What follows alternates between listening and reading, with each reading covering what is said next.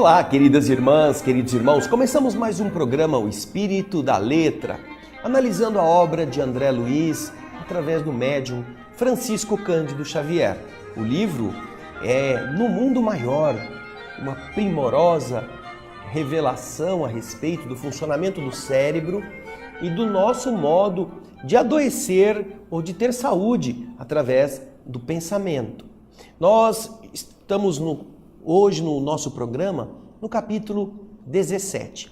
Vamos ver André Luiz se aproximar daquele ambiente escuro, cavernoso, onde espíritos bastante necessitados se encontravam. Então, procure aí na sua casa o seu livro. Nós já tivemos muitas lições interessantíssimas a respeito e agora você poderá acompanhar mais esta. Assim, esperamos que o programa de hoje nos enriqueça ainda mais para aquilo que este livro pode nos oferecer. Nós vamos agora para a nossa sala de leitura. Vamos lá?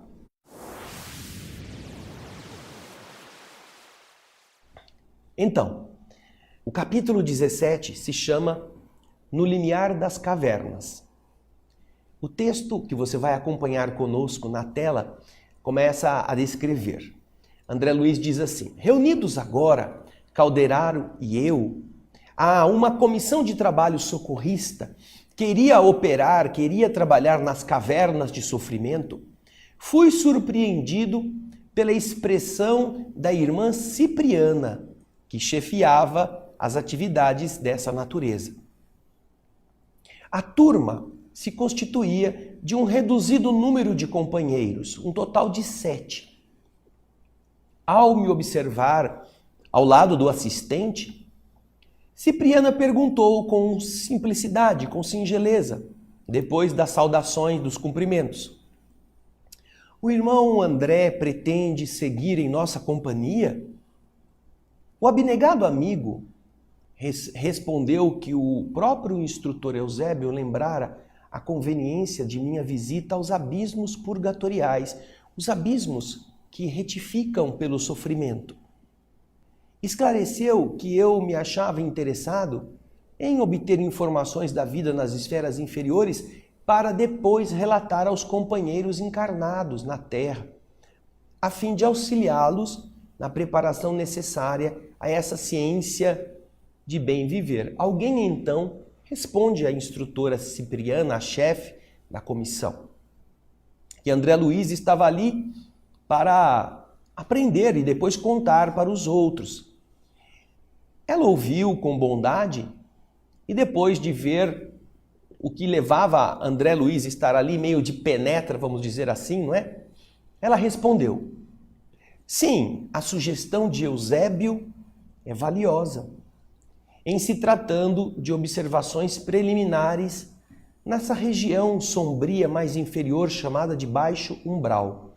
Esta região onde eles estão aqui, o texto vai dizer depois, é uma região onde entidades muito atrasadas se localizam. O Eusébio é aquele que no capítulo anterior fez uma preleção sobre as responsabilidades dos católicos, dos evangélicos, e que também havia sugerido a André lá no começo do livro, juntamente com o Calderaro, que ele pudesse fazer um estágio nessa região umbralina mais baixa. A irmã Cipriana então está dizendo, é verdade, essa experiência será muito útil para que André possa aprender como funcionam as coisas nas regiões umbralinas mais inferiores, mais densas. Agora, continua ela dizendo: como responsável pelos serviços diretos da nossa expedição, porém, eu não posso admitir André Luiz, por enquanto, em todas as particularidades. André Luiz é um novato, não é? Então ela está dizendo, eu sou responsável por uma equipe que eu conheço, que eu sei que tem preparo, que tem equilíbrio. Mas André Luiz, ele ainda não está totalmente preparado. Daí diz André que ela olhou para ele com um olhar lúcido e meigo, como se lastimasse essa impossibilidade, e disse: nosso estimado André não tem o curso de assistência aos sofredores nas sombras espessas. Ele não está preparado, ele não fez esse curso.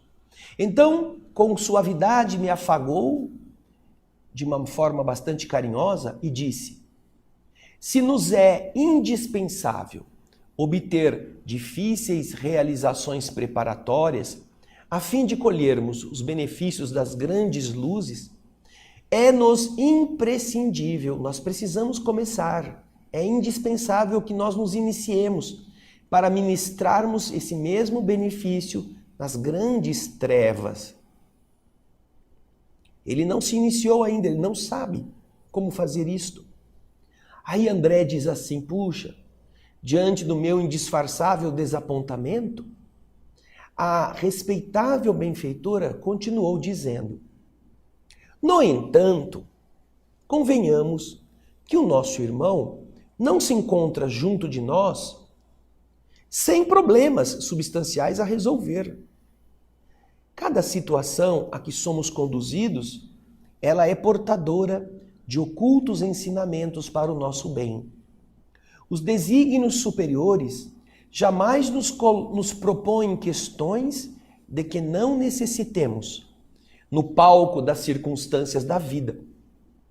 Se Eusébio foi levado a sugerir esta oportunidade, que André viesse para ver as coisas aqui embaixo, é que André Luiz tem nestes sítios urgente serviço a prestar.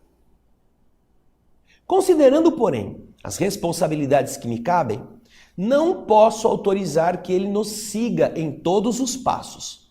Contudo, convido o irmão Calderaro a permanecer em companhia do prestimoso aprendiz no limiar das cavernas, ali pertinho dos abismos, dos precipícios, onde ela e os outros 6 irmãos entrariam, sem que eles desçam conosco. Mas aí, nesse lugar, nas proximidades da entrada das cavernas, estudioso como ele é, ele saberá encontrar inesgotável material de observação, sem necessidade de enfrentar situações embaraçosas para as quais ainda não se preparou convenientemente. Em face da solução apresentada, uma alegria geral voltou a nos confortar. Muito contente, eu lhe agradeci. Calderaro também se manifestou reconhecido. E no júbilo dos trabalhadores que se regozijam, se contentam com a oportunidade de incessantemente aprender para o bem, seguimos na direção de uma zona medonhamente sombria. Olha, diz André, eu já havia observado tremendos precipícios, onde entidades culposas se acusavam, se interpelavam umas às outras em deploráveis atitudes. Eu já vira chover faíscas chamejantes, faíscas de fogo do firmamento sobre os vales da revolta. Nós vimos isso. Nós vimos esta situação em Obreiros da Vida Eterna, o fogo purificador, lembra? André está falando isso. Eu descobrira inúmeras entidades dominadas por estranhas alucinações em câmaras retificadoras, em câmaras de correção. Mas ali, diz André, estaríamos acaso chegando a uma selva escura, aquela a que se referia Alighieri, Dante Alighieri, que é o autor da Divina Comédia, no poema Imortal? Torturavam-me o coração as vozes lamentosas espalhadas a subirem para o céu escuro. Ele ouvia os gritos, ele ouvia os murmúrios, os lamentos, e aquilo era para ele uma tortura. Não eram lamentações apenas. À medida que nos adiantávamos, descendo, modificava-se a gritaria.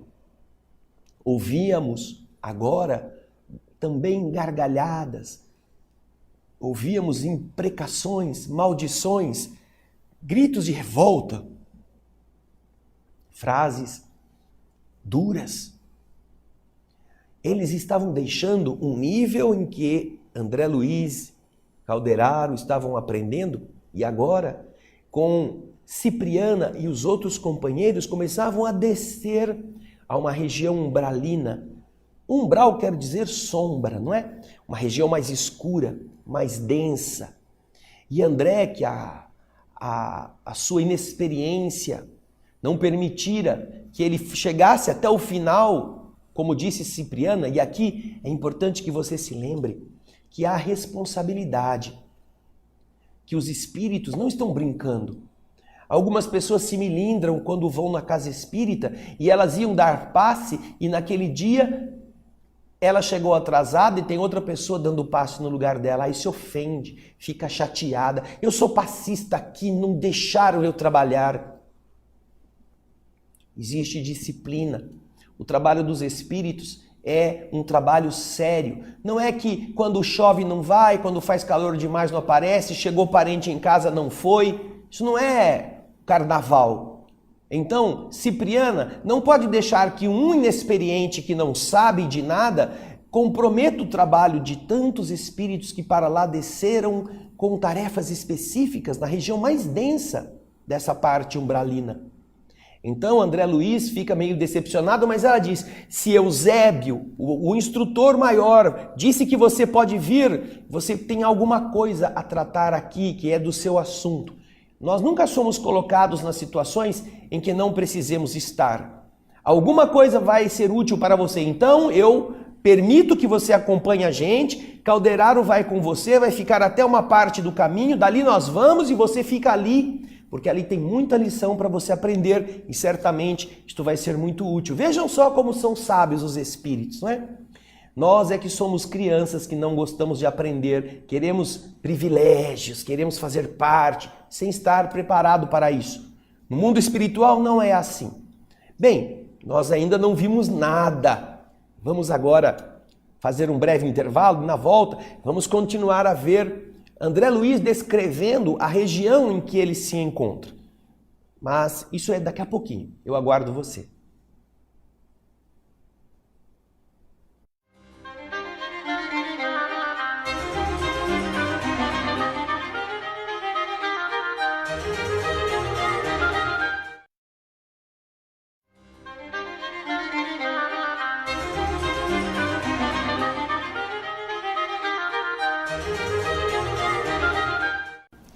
Estamos de volta com o segundo bloco do nosso capítulo 17 do livro No Mundo Maior, no limiar das cavernas. Quer dizer, existe caverna. Não é só um umbral que a gente pensa, um negócio cheio de fumaça, meio escurinho, não. Tem níveis de densidade diferentes e agora eles vão na direção de uma região ainda mais profunda. André Luiz diz que eles estavam descendo, até que, por fim, eles pararam em uma enorme planície pantanosa. Não era terra sólida, firme, era um negócio meio gosmento, onde numerosos grupos de entidades humanas desencarnadas se perdiam de vista em assombrosa desordem, como se fossem milhares de loucos separados uns dos outros ou aos bandos, aos magotes, segundo a espécie de desequilíbrio que lhes era peculiar. Não me era possível calcular a extensão dessa várzea, dessa planície imensa. E ainda que existissem marcos topográficos para você ter uma ideia de quantos quilômetros,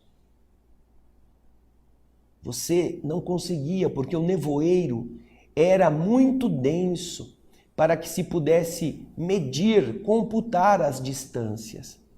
Tão longe, tão grande era essa várzea, mas tão nublada e nevoada que não dava para ver. Aí ele diz, olha só, olha a ideia de tamanho. Percorremos alguns quilômetros em um plano horizontal.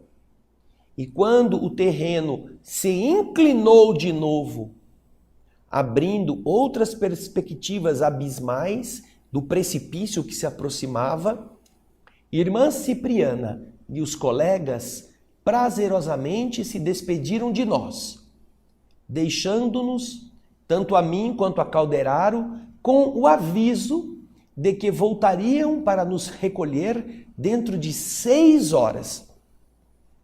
Abraçando-me, a diretora disse gentilmente: eu te desejo, meu amigo, feliz êxito nos seus estudos.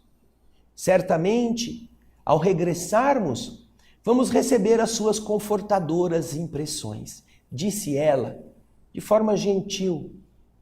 Vocês observam, só um comentário que fazemos aqui, como os espíritos não exercem a capacidade de liderar com arrogância. Não ofendem, não humilham, permitem ou negam, mas com a explicação do porquê, sempre embasada, não num privilégio, não numa humilhação, num desprezo, mas em um motivo sério. E agora, ela vem e se despede do aprendiz, desejando-lhe boa sorte. André, então, sorriu encantado diante da generosa demonstração de apreço, de carinho. Logo após, Calderaro e eu ficamos sozinhos nessa tenebrosa vastidão povoada de habitantes estranhos. As conversações ao redor eram inúmeras e complexas.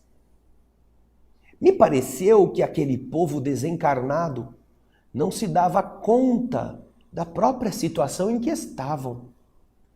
Pelo que eu pude observar já de começo. Enquanto densas turbas, densas aglomerações de almas torturadas se debatiam naquela substância viscosa, nesse chão onde nós andávamos, assembleias, reuniões de espíritos dementes apinhavam, enxameavam não longe. Estavam ali naquele verdadeiro enxame de abelha, aquela confusão. Você imagina então um ambiente assim, apinhado, em intermináveis contendas por interesses mesquinhos, brigando por coisas. A paisagem era francamente impressionante pelos característicos infernais que nos circundavam.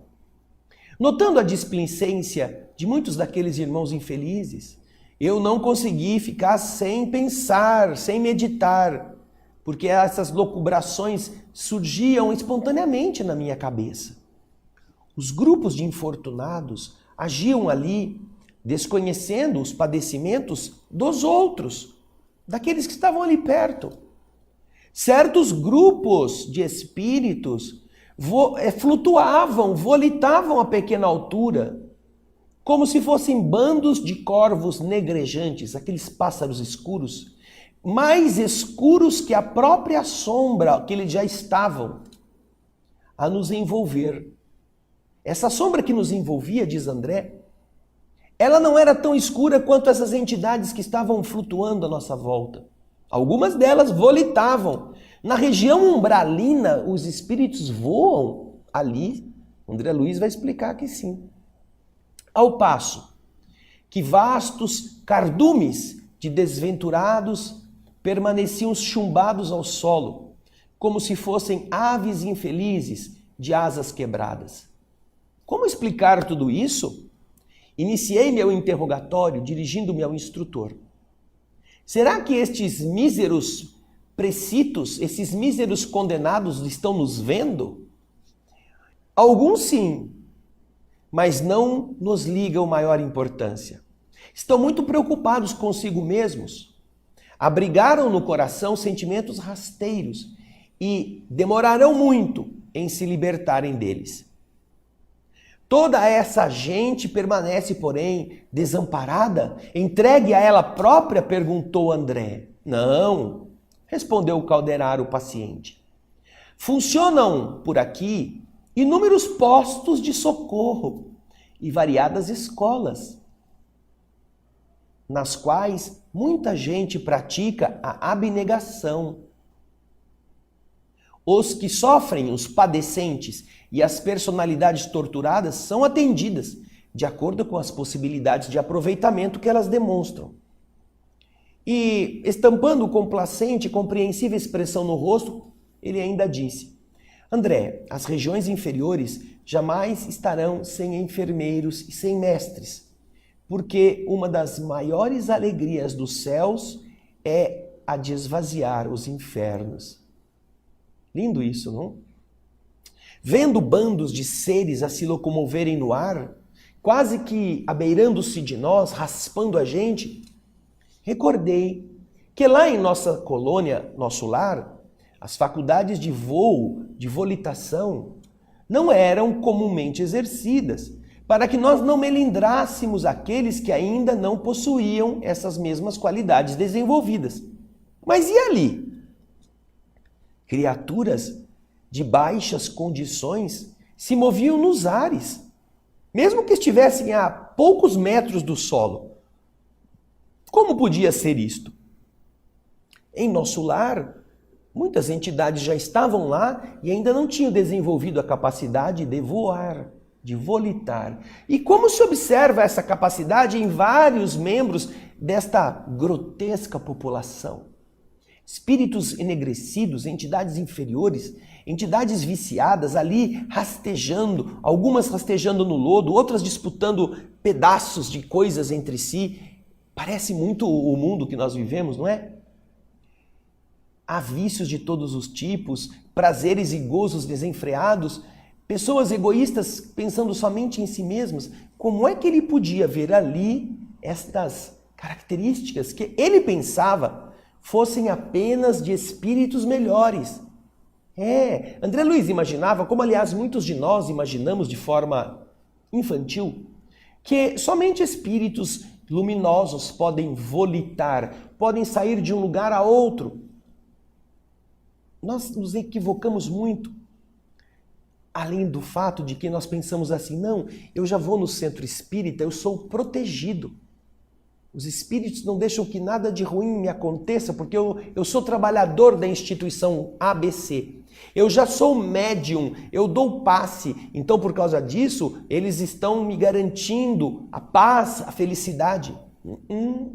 Engano seu. Ilusão, poderíamos dizer, de forma ainda mais grave.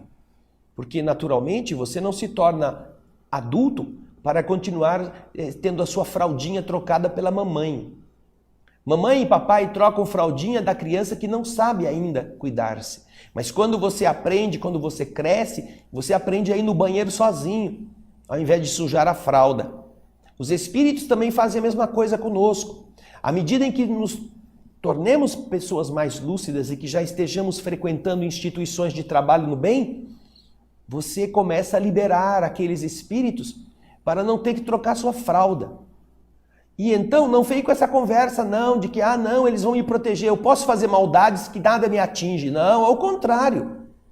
Fazendo o bem você ainda vai ser atacado. E é capaz de ser mais atacado agora do que era antes. Porque antes você não dava trabalho para ninguém, você era mais um no número dos que estavam metidos no lodo. Mas agora você está querendo sair do lodo. É agora que muitas entidades não querem que você aprenda, vão atacá-lo para você desanimar. Então, o raciocínio é o contrário. E André Luiz está nos dizendo que ele achava estranho. Como que podiam esses espíritos, nessa região tão densa, lá em nosso lar, e você vai encontrar isso no livro, os espíritos, alguns já podiam voar, outros não podiam. Então, para não haver discrepância, eles haviam determinado na cidade que não haveria ninguém voando, para que os que não soubessem não se sentissem melindrados. E ali no inferno, naquela região umbralina, que não é o inferno de fogo, mas é uma região inferior. Como é que eles estavam ali voando? Como se explicava isso? Boa pergunta, né? Você vai dizer, eu também quero saber, André. Então espera um pouquinho. No próximo bloco a gente vai continuar a aprender com o André Luiz. Não vai demorar não. Até já.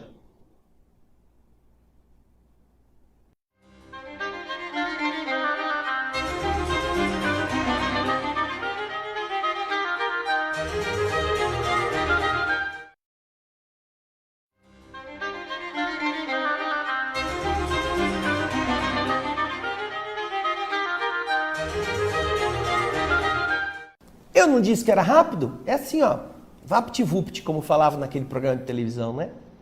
Nós estamos no capítulo 17, no limiar das cavernas. É uma região feia, não é? Então, André Luiz, no bloco anterior, estava pensando a respeito como é que esses espíritos podem voar aqui nessa região tão escura, tão cheia de problemas. E então, ouvindo o pensamento, Calderaro veio para ele e explicou: André, não se surpreenda. A volitação depende fundamentalmente da força mental armazenada pela inteligência. Agora, é importante, porém, considerar que os voos altíssimos da alma só se fazem possíveis quando a intelectualidade elevada se alia ao amor sublime. É preciso haver intelectualidade, potencial do querer, da inteligência, e o amor sublime para que a alma possa voar alto, voar a níveis superiores. Aí ele continua explicando. Existem espíritos perversos com uma vigorosa capacidade de volitação, apesar de ficarem circunscritos, restritos a baixas incursões, às regiões muito inferiores, não podem voar lá para cima. Estes são donos de imenso poder de raciocínio e manejam certas forças da natureza, mas sem característicos de sublimação no seu sentimento, o que lhes impede grandes elevações. Agora, naquilo que se refere às entidades que estão aceitas, admitidas em nossa colônia, nosso lar, ainda em grande número incapacitadas de usar essa vantagem, o fenômeno é natural. É mais fácil recolher criaturas de maiores acervos cabedais de amor com reduzida inteligência e convivermos com elas no processo da evolução comum do que abrigarmos pessoas sumamente intelectuais sem amor aos semelhantes. Com estas últimas, muito intelecto e sem amor, a vida em comum, no sentido construtivo, é quase impraticável. Nesse capítulo da volitação, André, é preciso observar os ascendentes naturais, levando em conta, com a própria natureza, que os corvos voam baixo, procurando detritos, enquanto as andorinhas se erguem alto, buscando a primavera. Feito então o reparo, perguntei, lembrando-me das imposições da terra: mas, Calderaro, e as necessidades de subsistência? Na terra a gente tinha que comer, tinha que beber água. E o instrutor não se fez de rogado e informou-me: nada lhes falta quanto às exigências essenciais de socorro e de manutenção, André, como acontece num hospital, um nosocômio da esfera carnal. E depois de breve pausa, continuou dizendo: nos referimos ao manicômio, esclarecendo agora que a minha intenção ao visitar um hospital na sua companhia foi justamente o de te preparar para esta excursão que estamos efetuando. Aqui, nestas assembleias de incompreensão e dor, nós temos infindas fileiras de loucos que voluntariamente se arredaram, se desviaram das realidades da vida. Fixaram a mente nas zonas mais baixas do ser e, esquecendo o sagrado patrimônio da razão, cometeram faltas graves, contraindo pesadas dívidas. Você já viu em nossa organização espiritual de vida coletiva irmãos sofredores convenientemente amparados. Lá em nosso lar, por exemplo, alguns ainda sofrem estranhas perturbações alucinatórias. Outros são guardados como se fossem múmias perispiríticas em uma letargia profunda, um torpor, como se estivessem adormecidos, hipnotizados, aguardando deles o próprio despertar. Outros povoam vastas enfermarias para se reerguerem espiritualmente pouco a pouco. Aqui, no entanto, se congregam, se reúnem verdadeiras tribos de criminosos e delinquentes, atraídos uns aos outros, de acordo com a natureza das faltas que eles têm em comum, que são iguais para eles. Muitos são inteligentes e, intelectualmente falando, esclarecidos, mas sem um resquício, sem um raiozinho de amor que eleve neles o coração, eles ficam vagando de obstáculo a obstáculo, de pesadelo a pesadelo. O choque da morte para eles, que ainda são impermeáveis ao auxílio santificante pela dureza que lhes marca os sentimentos, parece encapá-los, endurecê-los, galvanizá-los na posição mental em que se encontravam no momento em que o corpo morreu, na passagem das duas esferas. E dessa forma, não é fácil para nós logo tirá-los do desequilíbrio a que eles se precipitaram de maneira imprevidente. Retardando-se, às vezes, demorando-se anos a fio, insistindo nos erros a que se acostumaram e vigorando impulsos inferiores pela incessante troca de energias uns com os outros, passam geralmente a viver não só a própria perturbação, mas também a perturbação, o desequilíbrio dos outros companheiros de infortúnio que vivem com eles. Diante do pandemônio, do tumulto que nós observávamos, o orientador continuou dizendo: antigamente, na Grécia Antiga, falava-se do Érebo, que era uma região situada abaixo da terra e antes de chegar no inferno. O Érebo da concepção antiga, a estalar em eternas chamas de vingança divina, é perigosa ilusão. Entretanto, os lugares purgatoriais, purificadores dos desejos e das ações criminosas, aguardando as almas manchadas pelos seus desequilíbrios, pelos seus desvarios, constituem realidades da lógica nas zonas espirituais do mundo. Aqui neste ambiente, André, os avarentos, os homicidas, os cúpidos e os viciados de todos os tipos se reúnem em deplorável situação de cegueira íntima. Formam cordões sólidos, compactos, inclinando-se mais e mais para os despenhadeiros. Cada qual possui romance horrível de angustiosos lances. Prisioneiros de si mesmos, fecham o entendimento às revelações da vida e restringem os horizontes mentais, movimentando-se em seu próprio interior, em ação exclusiva, nos impulsos primários, recordando o passado que eles deveriam jogar fora, cultivando esse passado, seus vícios de outrora. Ao se melhorarem, são assistidos, são ajudados por ativas e abnegadas congregações de socorro, que aqui nesse ambiente também trabalham.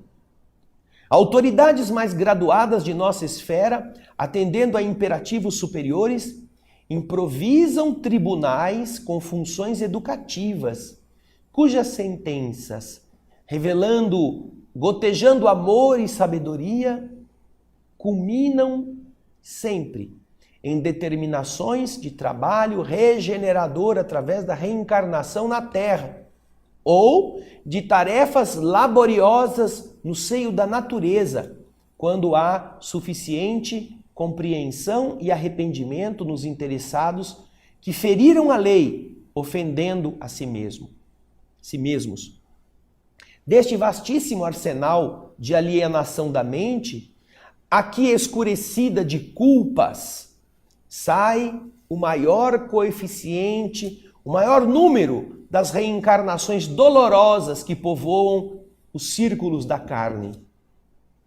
Daqui, como de outras zonas parecidas com esta, seguem para o campo físico mais denso milhões de irmãos em provas ríspidas, para que se livrem dos débitos e reharmonizem o íntimo perturbado. Poucos conseguem se valer da oportunidade terrena no sentido de restaurar as próprias energias, porque é sempre fácil fugir do caminho reto. Porém, o retorno é muito difícil. Nossa, quanta coisa, não? Quanto ensinamento. Primeiro vimos que a volitação é uma questão de concentração de forças intelectuais, de forças da mente. Não é uma questão de sentimentos, de elevação. Vimos que em nosso lar alguns voam porque já conseguiram melhorar isso, mas que é mais fácil a gente trabalhar com pessoas que se melhoram o afeto do que com pessoas que estão endurecidas na mente. Por isso que em nosso lar a maior parte ainda não consegue voar, porque eles não têm o poder mental ainda suficiente para fazer isso.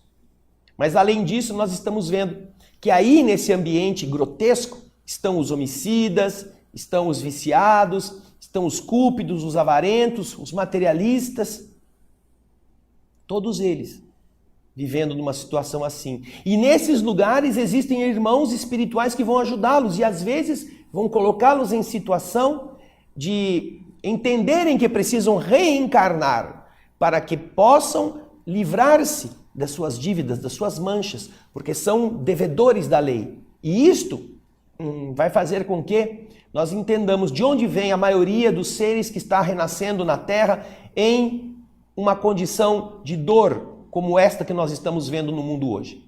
Vem dessas regiões umbralinas, muito densas. E é isto que aguarda muitos dos que estão hoje por cima, não é? Na espuma da onda. Bonitões, ricões, importantes e fazendo do povo objeto de escárnio. Nós não precisamos ter raiva de ninguém, porque a situação que eles estão construindo para si mesmos já é trágica o suficiente para a gente lastimá-los. Mas ainda não acabou. Daqui a pouquinho a gente volta.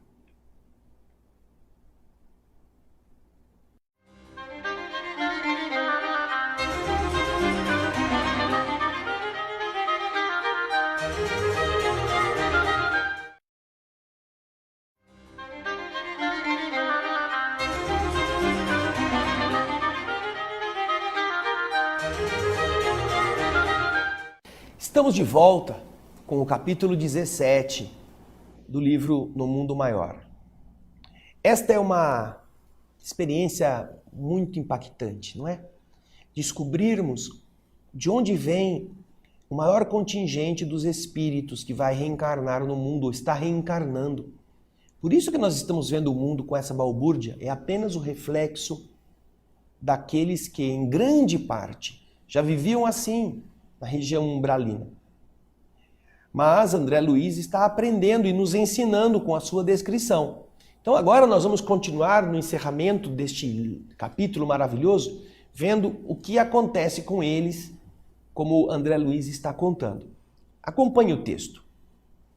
Nesse instante, aproximou-se de nós enorme e bulhenta, ruidosa, barulhenta colmeia de sofredores. Tratava-se de tenebroso agrupamento de irmãos positivamente loucos. Falavam a esmo, comentando homicídios. Relembravam com palavras cruéis cenas indescritíveis de dor e de perversidade. Nenhum deles se atinou com a nossa presença, nenhum deles nos notou. Calderaro, muito sereno, conhecendo a minha curiosidade inveterada, aquela curiosidade entranhada nos meus nervos, diz André, nos meus raciocínios, Ele me informou, porque ele já imaginava que André ia querer saber, né? Já, esse cara aí é muito curioso, já vou falar para ele. Estes infelizes permanecem unidos, jungidos uns aos outros em obediência a afinidades quase perfeitas e são contidos apenas pelas leis vibratórias que os regem. Se você quiser, André, entrar em relação com a história de algum deles, sonde a mente individual do tipo que você esteja interessado em saber, com maior atenção. Chegue perto. Então, aproveitando um momento em que havia diminuído a rixa entre eles, eu me aproximei de um infortunado irmão que impressionava pela sua aparência, pela sua face macilenta, magra, assim bem magrinho, pálido. E eu então, usando o meu pensamento, me sintonizei na onda mental que ele oferecia. Mas o quadro que eu vi não me permitiu longa investigação. Notei o motivo que havia ter levado esse irmãozinho à loucura. Ele havia assassinado a esposa em pavorosas circunstâncias. Entretanto, o miserável não ressentia-se, não sentia nenhum arrependimento. Ele sonhava com o desejo de rever a sua vítima para puni-la, supliciá-la, fazê-la sofrer quantas vezes lhe fosse possível. Nossa, que tragédia se escondia ali naquelas tormentosas lembranças. Espantado, atônito, ergui os olhos para Calderaro em uma pergunta muda, mas estava se aproximando de nós um pesado grupo que levitava. Seres monstruosos se aproximaram, voando, fazendo ensurdecedor ruído. E logo eu esqueci aquele uxoricida, que é o marido que mata a esposa.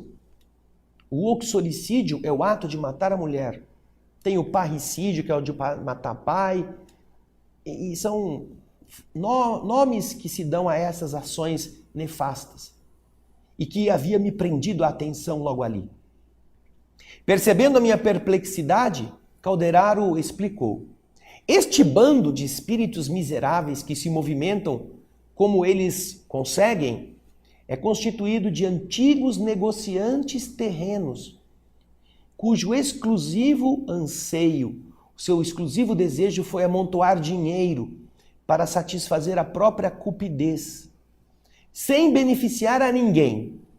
O ouro que transitoriamente lhes pertencia jamais serviu para semear a gratidão num só companheiro de jornada humana. Famintos de fortuna fácil, inventaram 1000 recursos de monopolizar os lucros grandes e pequenos, em nada lhes interessando a paz do próximo. Foram homens de pensamento ágil, sabiam voar mentalmente a longas distâncias, garantindo êxito absoluto às empresas materiais que eles realizavam com a finalidade exclusivamente egoística. Não lhes incomodava o sofrimento dos vizinhos, ignoravam as dificuldades dos outros, despreocupavam-se do valor do tempo em relação ao aprimoramento da alma. Queriam unicamente acumular vantagens financeiras e nada mais. Afastados, divorciados, separados da caridade, da compreensão e da luz divina, criaram para si mesmos o mito frio e rígido do ouro, fundindo com ele a mente vigorosa e o tacanho, o mesquinho coração. Agora, escravizados à ideia fixa de ganhar sempre, voam pesadamente aqui e acolá, dementados e confundidos, procurando monopólios e lucros que não mais encontrarão. Tive compaixão, condoí-me, diz André Luiz. quis parar alguns, dialogar com eles fraternalmente, de modo a esclarecê-los. No entanto, o instrutor paralisou-me os braços, murmurando: o que você vai fazer, André? Seria inútil. É impossível reajustar em um momento, apenas com palavras, tantas mentes em desequilíbrio cruel. E, impulsionando-me para a frente, concluiu: vamos! Você vai consumir muitas semanas para conhecer a paisagem de dor que se estende à nossa frente. E dispomos apenas de algumas horas, 6 horas apenas. Aqui nós vamos terminar este capítulo. E você que está aí conosco está vendo que estes seres monstruosos, André Luiz usa essa expressão, ele estava falando com aquele, vamos dizer, assassinozinho da esposa. É um assassinozinho, né? Ele estava lá querendo pegar a mulher e fazer de novo ela sofrer e fazer ela passar de novo pelas dificuldades. Ele não estava arrependido, ele estava num estado débil, num estado feio, num estado de fraqueza extrema, mas ainda estava mal. Queria matar a mulher. Já havia feito isso quando ele estava na carne. Mas quando André Luiz ia conversar com ele, ver o que estava acontecendo, ele sentiu uma nuvem escura passando perto deles. Seres que flutuavam naqueles ambientes. Seres escuros, um pouco assim, totalmente disformes, monstruosos, ele diz. Quem eram eles? Eram os antigos negociantes terrenos, cuja única vontade foi o de juntar dinheiro para satisfazer a sua cupidez, a avidez pela riqueza, sem fazer bem a ninguém. Eram aqueles que usaram o ouro não para beneficiar uma só pessoa, não para semear a gratidão em uma única criatura.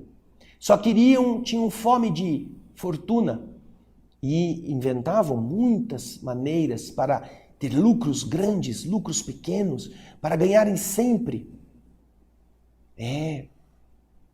Então, usaram o pensamento para voar lá longe. Por isso que eles conseguiam voar. É por isso que eram aqueles que estavam flutuando daqui para lá, que a mente deles os projetava. Era o que eles faziam na Terra. Empreendimentos materiais que queriam ver como ia ser, o lucro que ia dar. Você sabe que existe chamado mercado futuro, não é? Nós temos mercados que vão projetando lá para frente. Então a mente vigorosa já estava acostumada. Pouco se importavam com o sofrimento dos vizinhos, as dificuldades dos outros, o valor do tempo que eles tinham para se aprimorar a alma, nada. Só queriam juntar vantagens financeiras e nada mais. Não queriam saber de fazer o bem, de dividir um pouco o que tinham ou muito o que tinham, de compreenderem a luz de Deus. Não.